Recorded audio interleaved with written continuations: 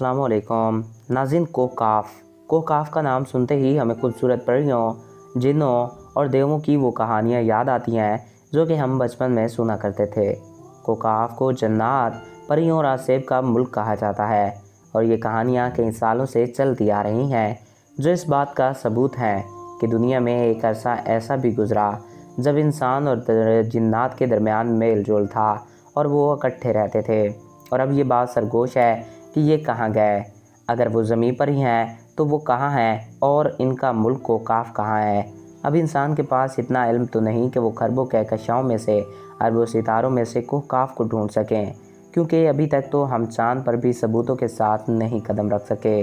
और अगर ज़मीन पर ढूंढा जाए तो एक जगह ऐसी है जिसको हम कोकाफ से मंसूब तो कर ही सकते हैं।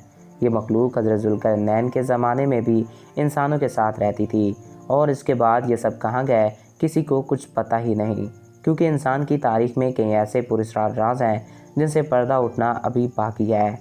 कोकाफ, जिसको कोहकाफ कहते हैं, बहरा अरब और बहरा कज़वैन के दरमियान एक पहाड़ी सिलसिला है जो कि एशिया और यूरोप को जुदा करता है।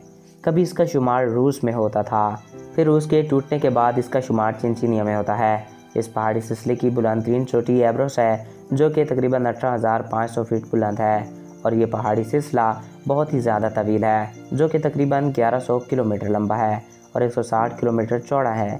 चिनचिनिया की आबादी 10 लाख से भी कम है। ये इलाका कब से रूस से बाज़मदार है।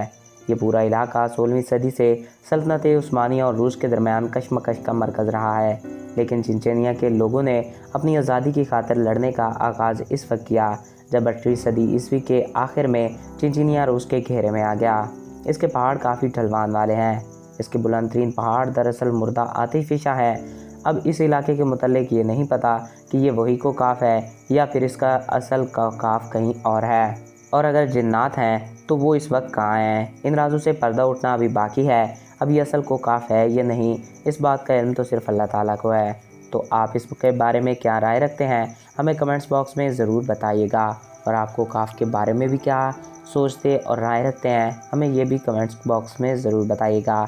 मैं उम्मीद करता हूँ आपको हमारा ये वीडियो पसंद आया और आपकी मालूमात में इजाफ़ा हुआ।